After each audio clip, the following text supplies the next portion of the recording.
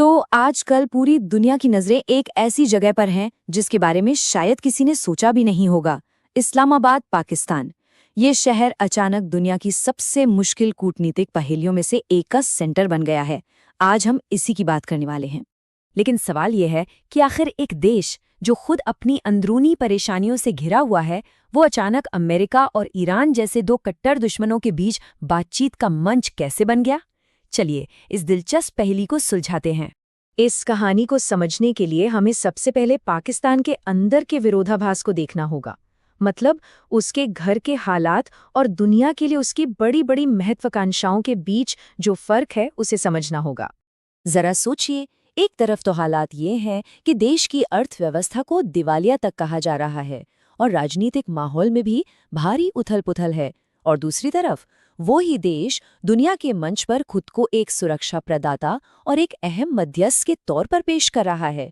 ये कैसे हो सकता है ना? यही विरोधाभास इस पूरी कहानी की जड़ में है।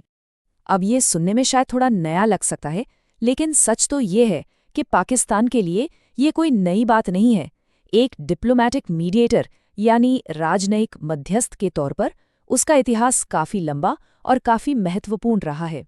पाकिस्तान का रिकॉर्ड उठाकर देखें तो 1971 में उसी ने अमेरिका और चीन के बीच वो सीक्रेट बातचीत करवाई थी जिसने कोल्ड वॉर का पूरा रुख ही मोड़ दिया था। फिर चाहे 1988 का जिनेवा समझौता हो या 2020 का अमेरिका तालिबान एग्रीमेंट, पाकिस्तान की भूमिका हमेशा से बहुत अहम रही है। तो ये कोई पहली बार नहीं हो रहा है। ठीक है, माना कि हिस्ट्री है, लेकिन इस बार ही पाकिस्तान क्यों? इस खास संकट के लिए वही परफेक्ट चॉइस क्यों है? इसका जवाब छिपा है उसके रिश्तों और रणनीतिक हितों के एक बहुत ही कॉम्प्लेक्स जाल में। देखिए, पाकिस्तान की सबसे बड़ी ताकत है उसके कनेक्शंस। वो दुनिया के उन गिने चुने देशों में से है जिसके इस झगड़े में शामिल सभी बड़ी ताकतों से गहरे काम के रिश्ते हैं। अमेरिका से उसकी सुरक्षा साझेदारी है, ईरान तो 900 किलोमीटर का बॉर्डर शेयर करने वाला पड़ोसी है, चीन तो उसका पक्का दोस्त और ईरान का भी अहम पार्टनर है, और सऊदी अरब से भी उसका रणनीतिक गठबंधन है। मतलब वो हर किसी से बात कर सकता है। और ये मामला सिर्फ देशों के रिश्तों तक ही सीमित नहीं है, यहाँ पर्सनल केमिस्ट्री भी काम कर रही है। कहा जाता है कि पाकिस्तान के सैन्य नेता और अमेरिकी राष्ट्रपति के बीच एक गहरा व्यक्तिगत संबंध है। व्हाइट हाउस में हुई मुलाकातों और कोशिशों ने भी इस मध्यस्थता की भूमिका को हासिल करने में एक बड़ा रोल निभाया है। लेकिन ये सब सिर्फ दुनिया में नाम कमाने के लिए नहीं हो रहा है।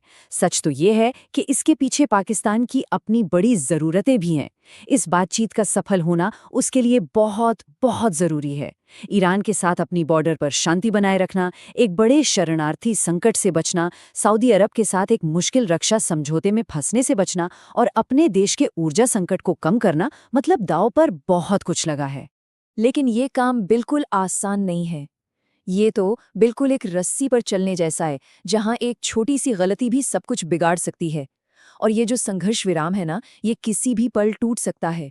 दोनों तरफ की मांगें एक दूसरे से बिल्कुल अलग हैं। जमीन आसमान का फर्क है। अमेरिका चाहता है कि हॉर्मुज़ जलडमरू मध्य में उसके जहाज़ों को सुरक्षित रास्ते की गारंटी मिले। वहीं ईरान की मांग है कि लेबनान में इजरायली हमले पूरी तरह बंद हों। अब इन दोनों के बीच कोई कॉमन ग्राउंड ढूंढना लगभग नामुमकिन सा लगता है। और इस तनाव का असर सिर्फ बातों में नहीं, जमीन पर आंकड़ों में साफ दिख रहा है। कहने को तो सीज फायर है, लेकिन हॉर्मुज़ जलडमरू मध्य, जो एक सुपर बिजी शिपिंग रूट है, वहां जहाज़ों का ट्रैफिक नॉर्मल का सिर्फ 15% रह गया है। मतलब साफ है कि किसी को किसी पर जरा भी भरोसा नहीं है।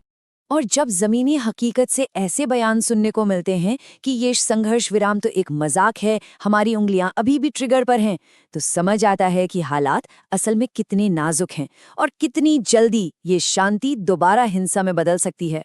तो यहाँ एक चीज़ समझना बहुत ज़रूरी है। इन शुरुआती वार्ताओं में जीत का मतलब कोई फाइनल डील साइन करना नहीं है। एक्सपर्ट्स का मानना है कि अभी का गोल बस एक व्यापक समझ बनाना है, मतलब एक मोटी मोटी सहमति, ताकि आगे की बातचीत के लिए दरवाजा खुल सके।